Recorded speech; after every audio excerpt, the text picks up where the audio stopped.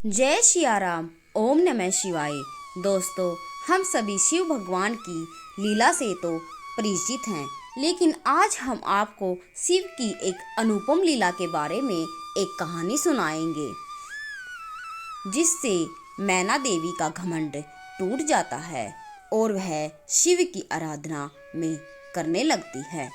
ब्रह्मा जी बोले, हे नारद, तुमको अपने सामने देखकर मैना देवी बहुत प्रसन्न हुई और तुमको प्रणाम करके यह बोली कि मैं यह देखना चाहती हूँ कि मेरी बेटी पार्वती ने घोर तप करके जिस शिव को पति के रूप में प्राप्त करना चाहा है वे कैसे दिखते हैं।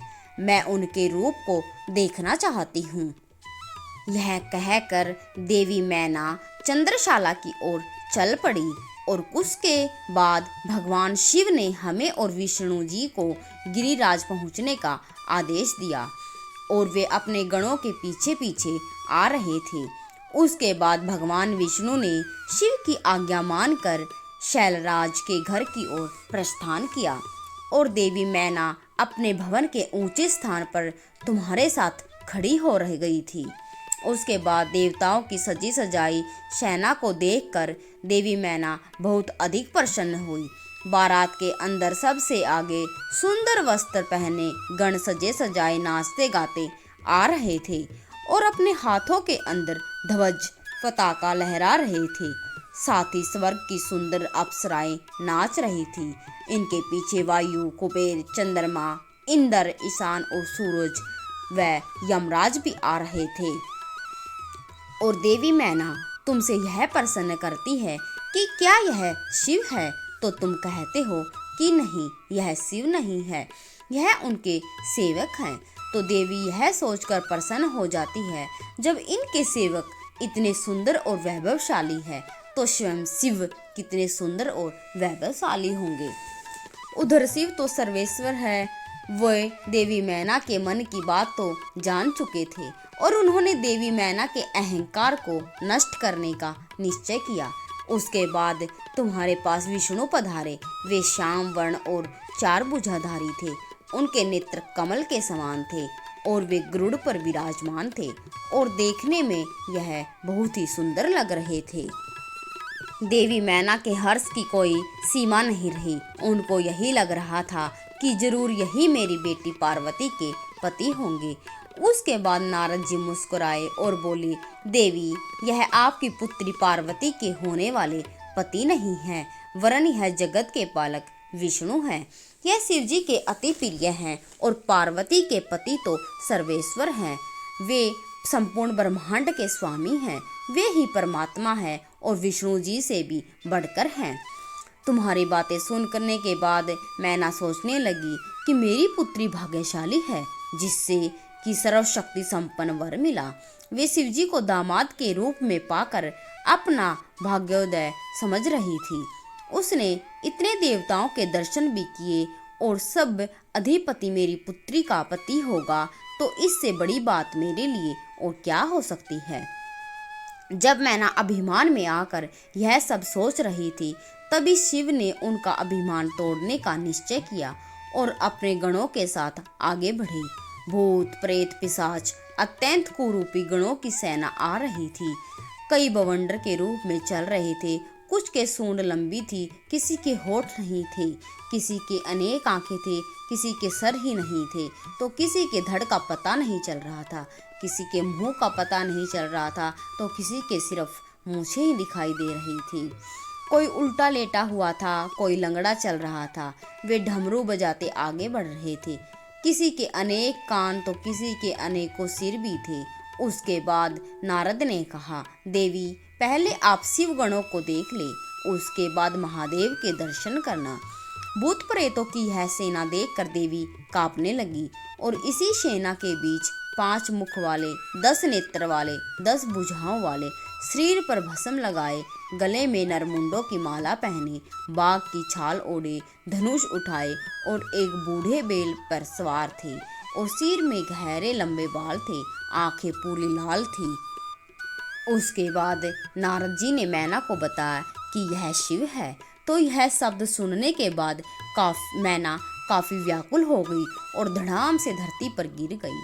और उसके मुख से यही शब्द निकले कि मैं सबकी बात मानकर बर्बाद हो गई और सब ने मेरे साथ छल किया है। उसके बाद दासी दासियां भाग कर आई और उनको होश में लाने का प्रयास करने लगी। जब हिमालय पत्नी मैना को होश आया तो वह बड़ी दुखी दिखाई दे रही थी और रोए जा रही थी। वह अपने पुत्र पुत्री और देव ऋषि नारद को कोस रही थी। उसके बाद देवी ने कहा, हे नारद जी, आपने ही हमारे घर आकर कहा था कि तुम्हारी पुत्री शिव का वर्ण करेगी। उसके बाद मैंने उसको वन में तपस्या के लिए भेज दिया था और उसने ऐसी तपस्या की थी जिसको बड़े बड़े मुनि भी नहीं कर पाते हैं। लेकिन उसकी इस तपस्या का ऐसा फल मिला जो देखने मात्र में भी बहुत अधिक दुख देने वाला है। हे भगवान, मैं कहाँ जाऊँ? मेरे दुख का और अब कोई दूर करने वाला नहीं है। अब कोई दिखाई नहीं दे रहा है। ऋषि और उनकी पत्नी यदि मुझे अब दिख जाए तो मैं उनकी दाढ़ी नोच लूं। अब मेरा सब कुछ लूट गया और मैं बर्बाद हो गई। उसके बाद देवी मैना अपनी पुत्री पार्वती से बोली, तूने यह क्या कर डाला? तू हमारे से कौन से जन्म का बदला ले रही है? वह पार्वती को खरी खोटी सुनाने लगी और बोली, मूर्ख, तूने सोने के बदले कांच खरीद लिया। सुगंधित चंदन को छोड़कर अपने शरीर पर कीचड़ का लेप कर लिया। चावल के भूस को रखकर चावल को फेंक रही है। बेटी, तूने हमारे कुल के नाम को मिट्टी के अंदर मिला दिया। तू घर के अंदर मंगलमयी विभूति को छोड़कर घर के अंदर चिता की अमंगलमय राख को लाना चाहती है। पार्वती, तूने बड़ी मूर्खता कर दी। सूर्य, चंद्रमा, विष्णु, इन परम ऐश्वर्य देवताओं को छोड़कर नारद की बातों में आकर शिव से शादी करना चाहती है और शिव के लिए वनों के अंदर खाक छानती रही। हाय रे, तेरी बुद्धि और तेरी सहायता करने वाले प्रत्येक मनुष्य को धिक्कार है। इसके अलावा सद्बुद्धि देने वाले सप्त ऋषि को भी मैं धिक्कारती हूँ, जिन्होंने मुझे गलत रास्ते पर खड़ा कर दिया था। इन लोगों ने तो तेरा घर जलाने का पूरा प्रबंध कर दिया है। पार्वती, मैंने तेरे लिए को कितना समझाया था। इन लोगों ने तो तेरे कुल का विनाश करने का पूरा प्रयत्न ही कर लिया। मेरा जी करता है कि पार्वती तेरे टुकड़े टुकड़े कर दूं और उसके बाद अपनी जीवन लीला समाप्त कर लूं। यह कहकर देवी मैना वहीं पर गिर गई और उसके बाद उनको फिर होश में आया तो नारद जी उनको समझाने के उद्देश्य से उनके पास गए और बोले कि देवी, आप व्यर्थ में चिंता कर रही हैं। शिव जी बहुत ही सुंदर हैं और आपने अभी तक उनका असली रूप देखा ही कहाँ है। आप क्रोध को त्याग के और विवाह को आरंभ करें। उसके बाद देवी मैना भड़क गई और बोली, दुष्ट नारद, तू तो नीचों का भी नीच है। इसी वक्त यहाँ से चला जा। मैं तेरी एक भी बात नहीं सुनना चाहती हूँ। मैना की यह बात सुनकर इंद्र और अन्य देवता भी मैना के पास आकर बोले, हे पितरों की कन्या, भगवान शिव तो समस्त चराचर जगत के स्वामी हैं। वे सबको सुख देने वाले और फल देने वाले हैं। आपकी पुत्री पार्वती ने कठिन तप करके शिव को पति के रूप में प्राप्त किया है। अपने वचन के अनुसार ही वे पार्वती से विवाह करने के लिए आए हैं। उसके बाद मैना रोती हुई बोली, शिव तो बहुत ही भयंकर है। मैं अपने फूलों जैसी पुत्री को शिव को कैसे सौंप सकती हूँ? क्यों आप सब मेरे पीछे पड़े हुए हैं? क्या आप मेरी पुत्री को भूत प्रेतों के हवाले करना चाहते हैं? इस प्रकार से देवी मैना सब देवताओं को फटकारने लगी। जब सप्त ऋषियों ने मैना से इस प्रकार के वचन सुने तो वे भी उसे समझाने के लिए आए और बोले, हे पितरों की कन्या मैना, हम तो तुम्हारे सारे कार्य सिद्ध करने के लिए यहाँ पर आए थे। भगवान शिव का दर्शन समस्त पापों का नाश करने वाला है और यहाँ पर तो वे स्वयं आकर पधारे हैं। लेकिन बात को सुनकर भी देवी मैना को संतोष नहीं हुआ और वह बोली, मैं पार्वती के टुकड़े टुकड़े करके फेंक दूंगी, लेकिन शिव को समर्पित नहीं करूंगी। मैना इस प्रकार के व्यवहार की वजह से चारों ओर हाहाकार मच गया। जब मैना के इस प्रकार के व्यवहार के बारे में शैलराज महाराज को पता चला तो वे आए और बोले, हे प्रिय, तुम इतनी क्रोधित क्यों हो रही हो? देखो तुम्हारे घर कौन से महात्मा आए हैं।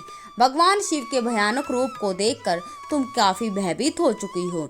अब भय करना छोड़कर विवाह की तैयारियां करो। तुम जानती हो कि भगवान शिव अनेक लीलाएं रचते हैं, यह भी उनकी लीला है। शांत हो जाओ प्रिय, भगवान के सुंदर रूप का दर्शन करो। शैलराज महाराज की बात सुनकर पार्वती और अधिक क्रोधित हो गई और बोली, हे स्वामी, आप ऐसा करिए कि अपनी पुत्री के गले में अंदर रस्सी डालकर उसे पर्वत के नीचे फेंक दे और फिर आप उसे समुद्र के अंदर डुबा दे। मैं आपको कुछ नहीं कहूँगी, लेकिन आप अपने आपको और उसका विवाह शिव से कराने की कोशिश कर ली तो मैं प्राण त्याग कर दूंगी। अपनी माता से इस प्रकार के वचन सुनकर पार्वती उनके पास गई और बोली, हे माता, आप तो ज्ञान की प्रतिमूर्ति हैं, सदा आप ही तो धर्म का अनुसरण करने वाली हैं। भला आज आपको क्या हो गया कि आप धर्म पथ को भूल रही हैं? महादेव तो देवों के देव हैं, वे तो निर्गुण और निराकार हैं, वे तो सर्वेश्वर हैं, वे तो सृष्टि के उत्पत्ति के आधार हैं, वे सब करता धरता है। हे माता, आपको तो गर्व होना चाहिए कि आपकी पुत्री का हाथ मांगने के लिए देवता भी याचक की भांति आपके द्वार पर खड़े हैं। हे माता, आपको बेकार की बातों का त्याग करना चाहिए और मुझे शिव को सौंपकर अपने कल्याण का प्रसाद करना चाहिए। मैंने तन मन से शिव को अपना पति मान चुकी हूँ, उनको पति मानकर ही मैंने इतने वर्ष बिताए हैं, भला मैं अब पीछे कैसे हट जाऊं? अपनी पुत्री के यह वचन सुनकर मैना और अधिक क्रोधित हो गई और बोली, उल्टे अपनी पत्नी को डांटने लगी।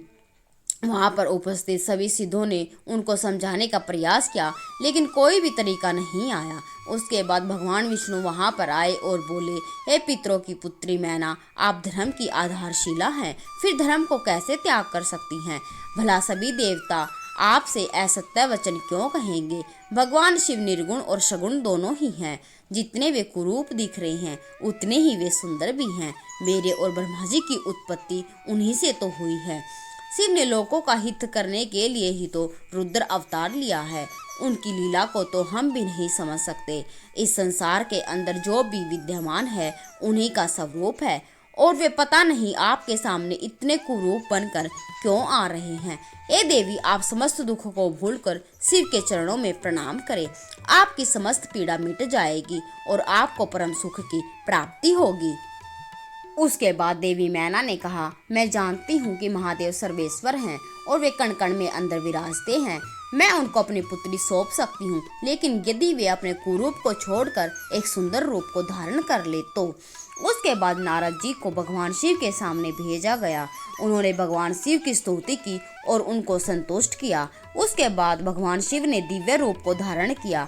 इस तरह भगवान शिव कामदेव से भी अधिक सुंदर लग रहे थे।